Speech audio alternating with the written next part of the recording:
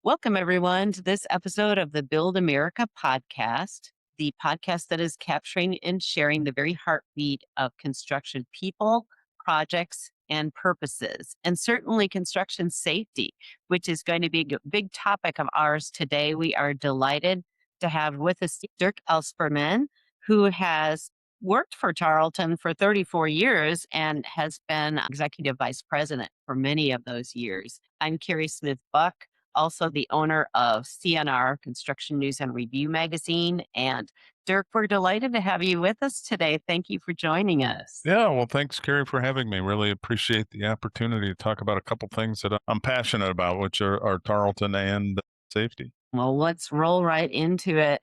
I understand that Tarleton is celebrating 80 years in business this year. So congratulations to you all. Is that 1946? If I did the math. 1946, yeah, right after World War II. There's a whole bunch of companies that kind of started in that post-war period. That's great. Tell me about your family connection to the Okay, founder and well, owner. I'll try to give you the short story. My sisters and I are the third generation, and I currently have a daughter and a nephew working at Tarleton, who would be the fourth generation. And our grandfather started the business after he came out of World War II.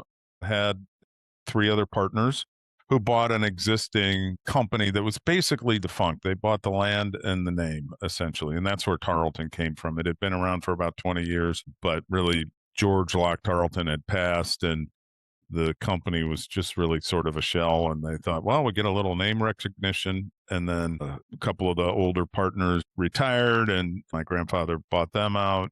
And then our father transitioned to the G2, and now we are G3 with G4 coming along in the business as well. That's awesome. I didn't know about fourth generations. Yeah, It amazes me too in this industry of how many companies are family owned and continue to be successful yeah, as family owned companies. yeah. I'm sure it's in other industries. I certainly know construction the best, but there are lots of family businesses out there in the construction world. I think it gets in your blood and you can't get rid of it. That's probably it. Well, Dirk, let's talk about your passion for safety. And certainly it's so needed in an industry that just is inherently dangerous. Tell me about some of the ways that you've seen and are seeing Tarleton's safety culture change over time and how you're seeing it, ingredients that have remained the same over time. Yeah, it really has changed a lot. Our core values are safety, quality, integrity, and enthusiasm would be the one word deals that we embody. I found the original notes from when Tarleton put those down on paper in the mid 70s when I was cleaning out my dad's office after he'd passed away. It wasn't like these are something that we just thought up recently. It's something that I'm sure were being embodied. They were going through the exercise of what are our core values and how are we currently living them. Tarleton's first safety banquet was in 1964. So I know we were celebrating safety and focusing on safety long before OSHA was even in place. It's been in our culture and in our roots over time, specifically on the safety core value. I think when we wrote that down, we were thinking more about physical safety. Don't fall off a ladder, make sure you're wearing your hard hat, all of those things that do keep us safe over time. But a few years ago, as we were trying to jazz up our mission, vision, and value statement, we kind of morphed safety into build a safe and caring environment because we have noticed and we wanted to capture how it's not just about physical safety, it's about mental safety. It's about how we operate within our communities and with our teammates and the services that we provide as a company, and work life balance comes into this conversation as well. So building a safe and caring environment was really an attempt to embody everything that we do under that safety umbrella. Back in the day, I'm not sure they were so worried about our mental health at all, but now it's a big part of what we do as organizations and where I think a lot of folks' safety efforts are headed.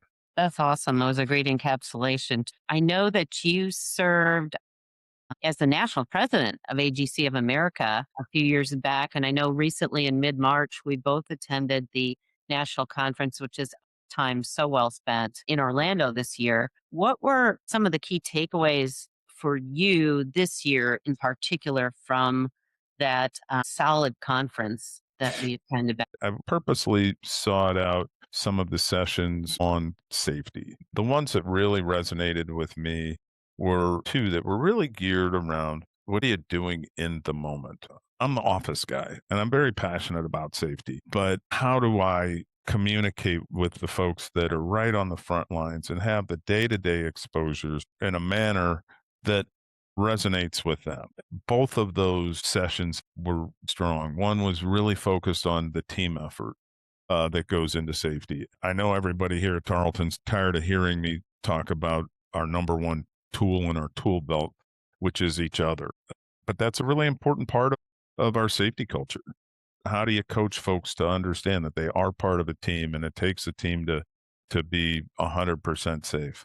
That was really important to me and it really resonated with me. And how do you look at the big picture, but also stay focused on the moment? I think that there were some real good takeaways on building the team, helping the team hold themselves accountable to the team and the team accountable to the individual. I think goes a long way in having a strong safety culture. The other one that really resonated with me, and I'll use the cleanup, sanitized version, which is stuff that can kill you. Yes, And I attended that one as oh, did well. you? Okay. So, Yeah. yeah. So, you know what I'm talking about, right? Yeah. What was your takeaway on that one? As someone from the outside of the industry looking in, just another reminder for me Yeah. that something as simple as a tape measure falling 50 Yeah. stories and killing somebody Yeah. because of the force of gravity, just things that seem very benign to the average person, not in construction. It underscored the dangerous work that people do every day. Yeah, it really does. I'd heard about that program before, but I really hadn't sat in and heard it fully explained. And it made a ton of sense to me because, like I said, I'm the office guy. I'm coming in and doing a toolbox talk every Monday on our job sites. I'm sure there's somebody out there that's like, yeah, but you're really not going through what I have to go through every day. And I'm not. I did summers during high school and college. I worked as a carpenter's apprentice at Tarleton.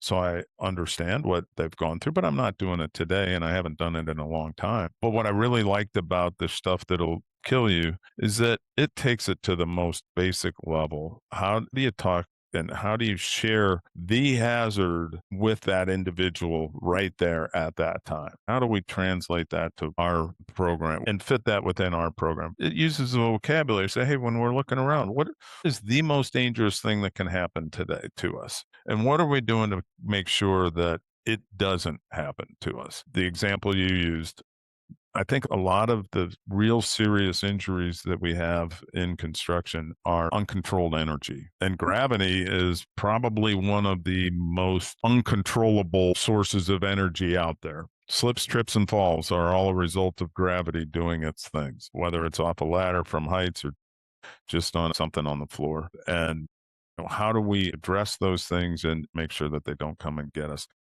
Those were really two of the big takeaways. And of course, there's always a lot of discussion on mental health in our industry, which is such an important part of making sure that we've got the entire person involved in the day to day operations of our companies. Definitely well said. I think I went to two on this. Well, it's conference season, right? Yeah, right. But this one was just about literally speaking the language that workers can understand and Yeah, about the percentage of our population who is bilingual or perhaps just Spanish speaking and just, posters in the office, micro learning, tool talks, making sure it's presented in the native language of those who are yeah, listening yeah. and how that ties into safety.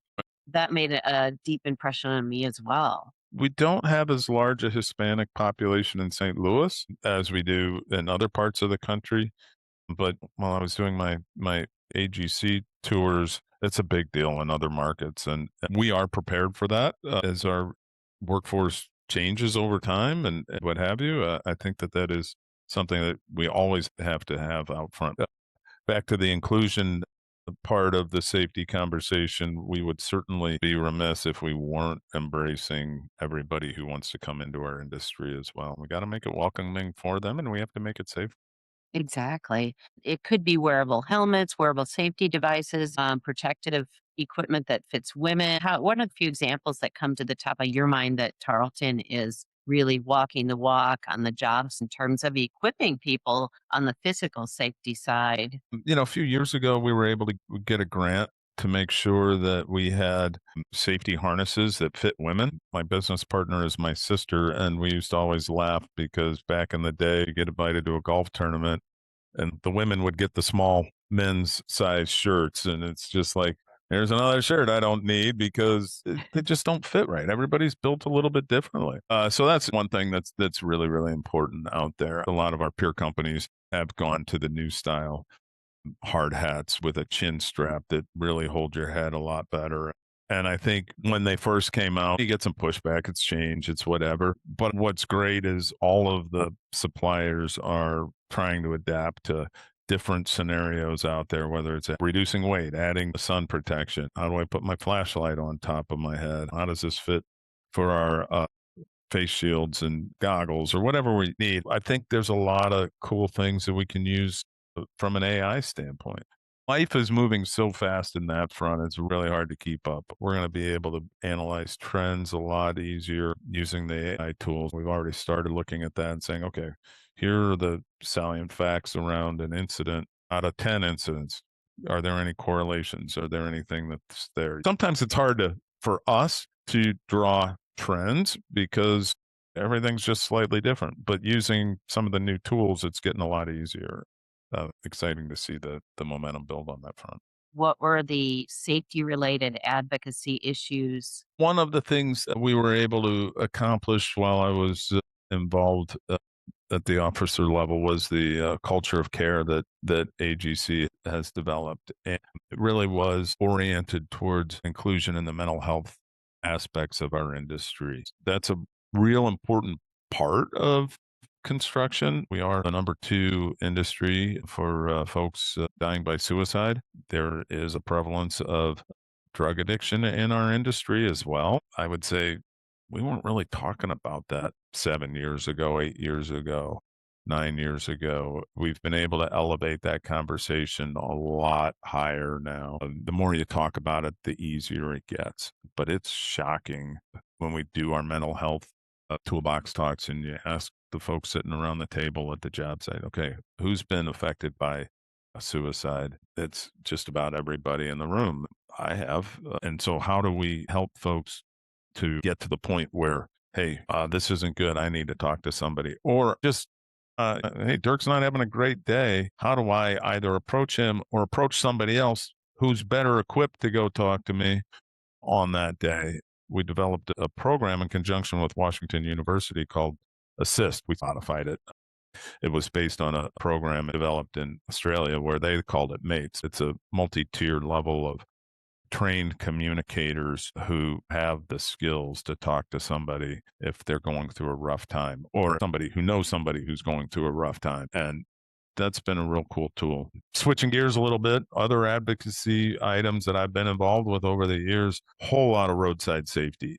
And, that's not necessarily the market that Tarlton plays in, but it's something that I've certainly learned a lot about and appreciate from talking to my peers who work in that area. And then as a person that drives every day, I'm the recipient of roadside safety, the people that are on the job sites that might bear the consequences of that. We want to make sure that those types of things are included in any highway authorization types of bills, all those kinds of things that make all of us safer on a day-to-day basis. We have been joined today on the Build America podcast by Dirk Elsperman, Executive Vice President at Tarlton Corp. And Dirk, open invitation for you to come back and to bring your sister Tracy. It's Sure. been a while since we've talked to her. She has the best stories about early days as a Oh, woman in construction. You're both welcome to join us again. We've been talking with Dirk Elsperman, Executive Vice President at Tarleton, about safety, advocacy, technology, and so much more. all Thanks so righty. much again for joining us, and please come back and see us soon. Will do. Thanks, Carrie. Talk to you soon. Thanks.